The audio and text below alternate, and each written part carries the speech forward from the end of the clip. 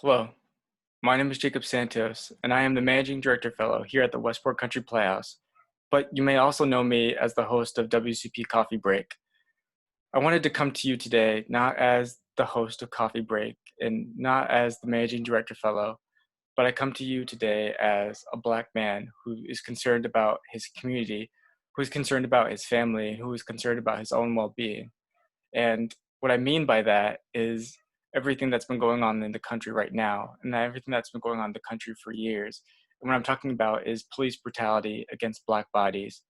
We have experienced so much this past few weeks. It's been so tough for everyone, but especially Black people, seeing these images of police brutality against Black bodies that we have been so plagued with for years throughout our history in this country. So usually we have an episode of Coffee Break on Thursdays, but I felt this week was not the time to do that. And this time would be the perfect opportunity to use this platform to talk about these issues and to share information and give resources to help support the Black community in this time. So what I have done is created a guide for you who might be thinking how to help support protesters and protests at this time, whether you want to thinking about going in person, whether you want to help out as an ally and what your role should be as an ally at these protests, but also what if you can't physically go to one of these protests? What can you do? We have some options. So let me pull up the guide right now. Here we go. So here is the guide. Let me go to full screen so y'all can see it really well. So this is a really simple guide of how to support protesters during this time. Let me go back. I want to preface this first. This is a really basic guide. This is just a starting point of how you can support protesters or what you should know when going to a protest. I advise you, if you are thinking about going to a protest, find out who is the organizer of the protest and contact them directly so you can get the full information of the logistics, where they're going to meet, how long do they plan it being, and like any other safety tips that they may have to be able to provide to you. So definitely find out who is organizing protests in your town, in your city, in your state, or if you're going to some protest out of state, find out if you can find out who is organizing that and get in contact with them. So this is just a really simple starting place and a centralized place for basic information of how to support protesters. So let's begin first. In this guide, you will learn how to prepare if you plan on attending a protest, what your role as a non-Black ally should be while protesting. Also, what can you do to help if you are unable to attend a protest?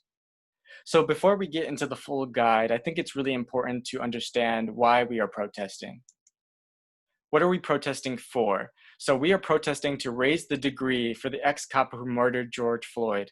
Derek M. Chauvin was charged with murder in the third degree for the death of George Floyd, but we want a charge of murder in the first degree. So let's unpack that a little bit. What is murder in the third degree? Well, I encourage you to look it up to get the full information, but simplistically, in my own words, murder in the third degree is when you when someone is killed, but your intent was only to cause bodily harm and your intent wasn't to kill. If you've seen the video, I think it's really apparent that having your knee on someone's neck for 7 to 8 minutes is not really an accident. That's very intentional. So we want murder in the first degree. And also murder in the third degree, if convicted, the highest sentencing you can get for that is 25 years in jail. So that for us is not the level of justice that we are looking for. So we actually have a link right here to change.org that you can go to the Minneapolis district attorney to raise awareness for this. So we can get awareness to raise the degree. And also, Derek was not the only cop a part of this murder. There were 3 other cops who were complicit in this as well, and we are protesting for the arrest of the 3 other cops who were complicit in his murder. And we are protesting for all cops guilty of police brutality to be charged and convicted of their crimes. And we are also protesting for police reform and dismantling of racist policies and systems that disproportionately affect Black citizens. So there is a wide range of things that we are protesting for beyond this. But these are just some of the few things that really sparked these recent protests. But really, I encourage you to go into more research about white supremacy, systemic oppression, institutional racism, structural racism. So these are the other things that we're trying to fight ongoing. But these are just some of the few things that now that we're in the streets protesting for, beyond just the fact of Black Lives Matters and that our lives as Black people have worth. Like there's a lot of different things to go on there. So definitely encourage you to do your own research on that front. So now to the guide. Say you're deciding if you want to go to a protest, how should you prepare? So here's where to begin. So try to avoid bringing your own vehicle, use public transportation, and if you can't use public transportation, we suggest that you park far away and walk to the protest site. And please, this is one is really important. Don't go alone if you can't help it.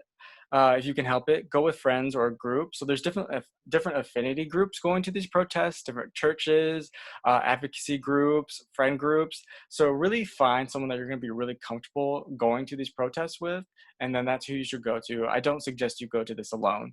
Also, don't talk to the press. Just not a great situation. You just want to avoid it altogether.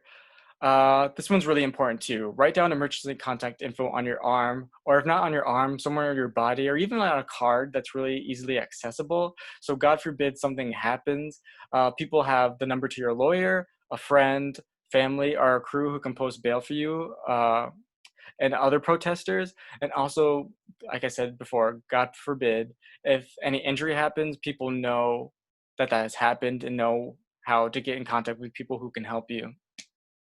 Also, be mindful of the mental and emotional state of those in your group. Know when to ask someone to stay home and know when it may be time for someone to return home. So, really do this for other people in your group, but also for yourself. If you're someone who experiences anxiety or are really nervous to be in environments like this, definitely be mindful of that and really ask yourself and investigate, should you be the person who's going in person to these protests, and really investigate if the people in your group are the kinds of people who are made to be able to go to these protests and be fine and safe during that environment. So really investigate that.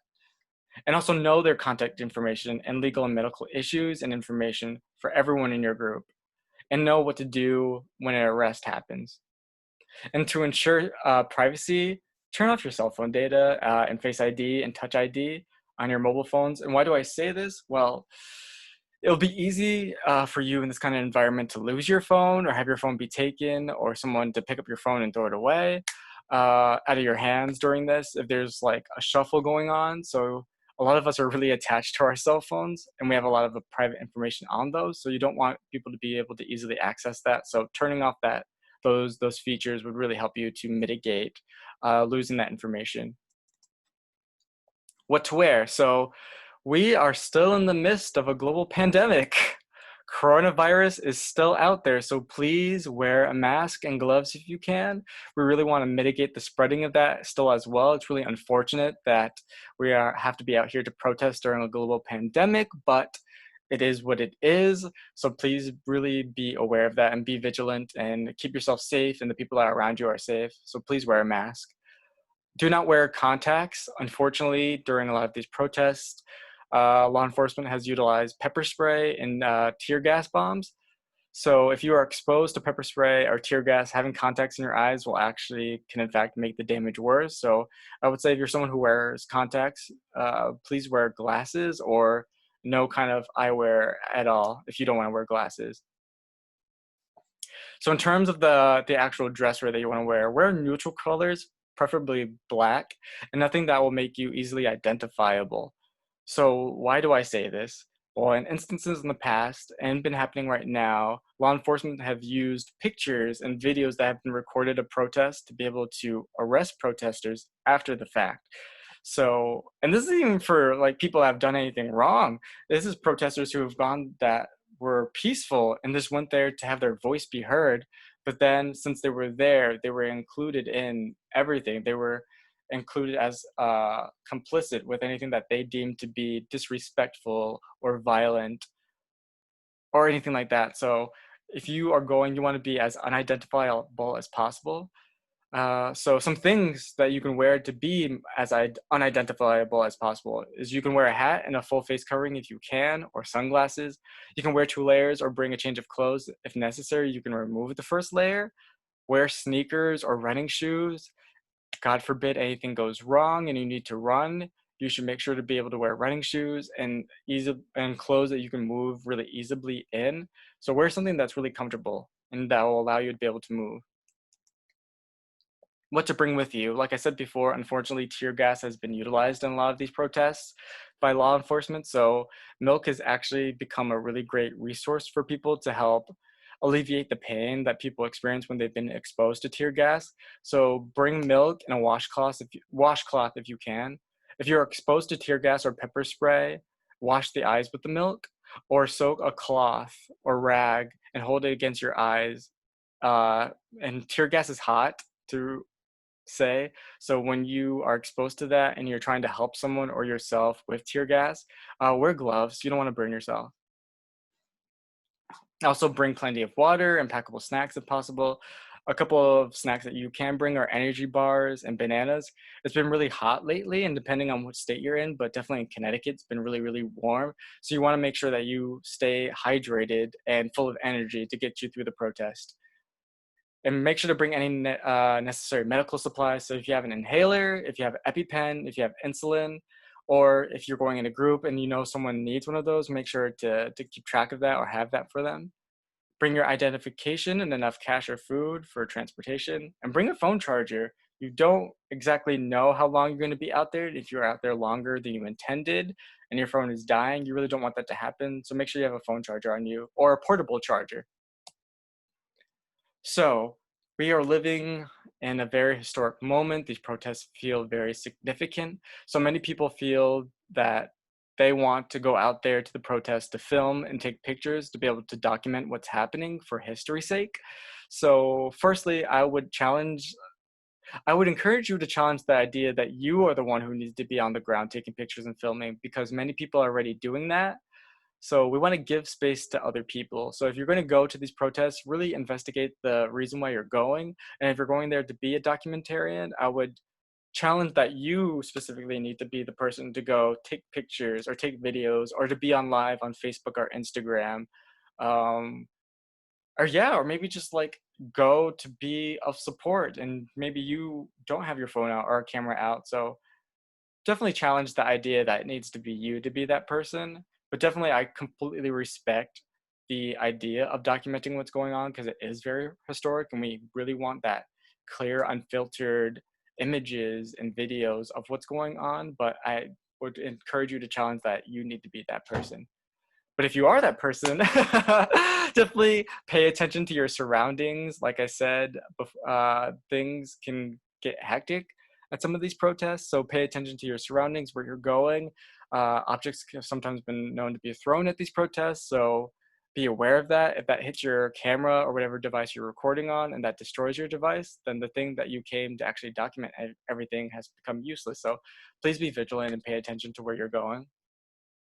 So now this is actually really, really important and significant for anyone who's documenting these protests, that there are some safety rules before you post or spread any of these images that you have taken around the internet. So make sure to blur faces, blur identifiable tattoos, scars, or features on protesters, and delete non-blurry images. And do not share photos or videos that include identifiable faces of other protesters on social media. Like I said before, law enforcement can use these images after the fact to target people to make arrests. But also in the past, we have seen at similar protests that general citizens who were not down for the cause or did not agree with the protest actually ended up targeting protesters after the fact because they were able to see their faces online, and then they're able to find out where they live and where they operate and where they are and target them. So definitely this is really important.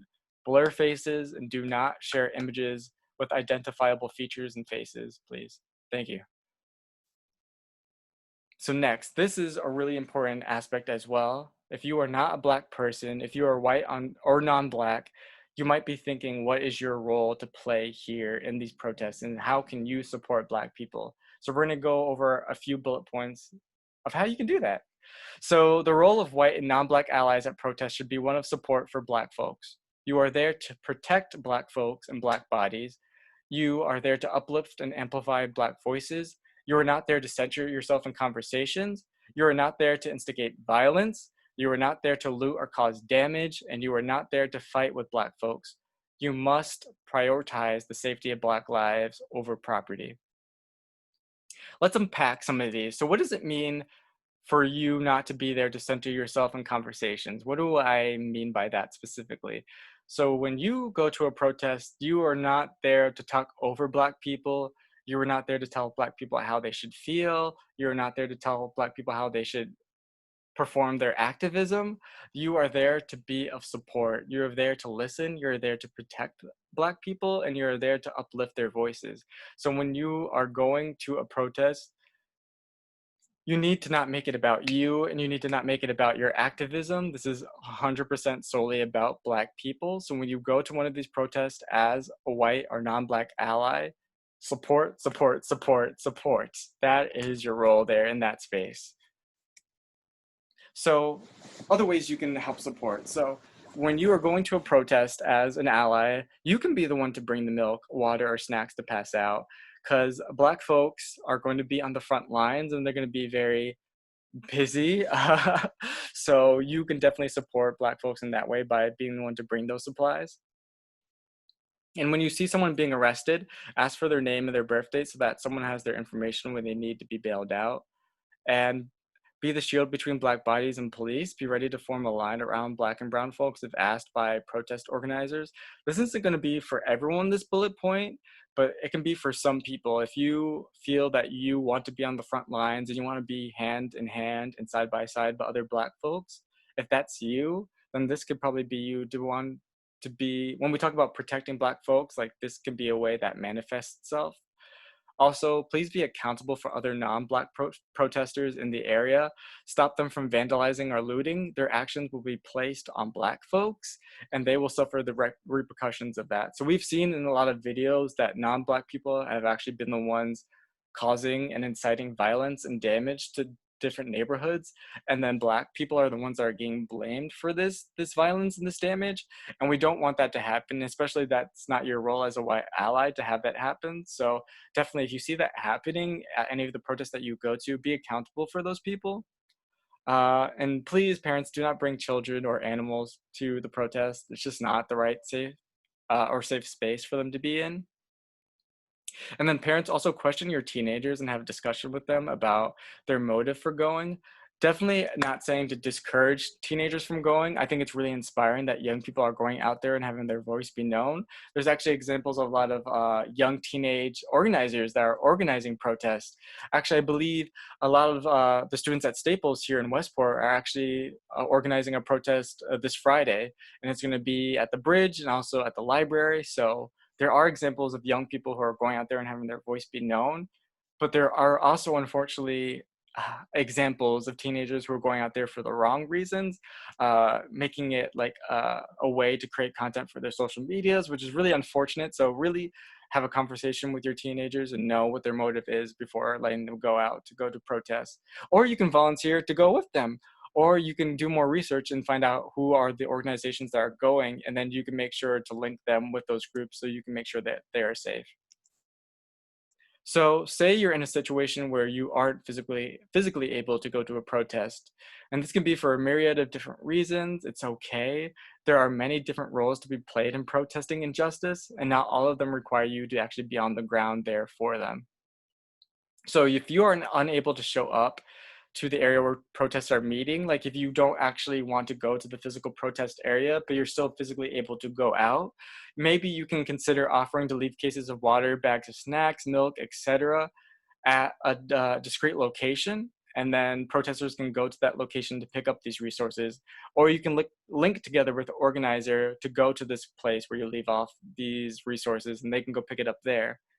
Also, if you know someone who's going to a protest physically and you are unable to go, if you want to stay home, you can also link with that person, offer to buy those supplies for them.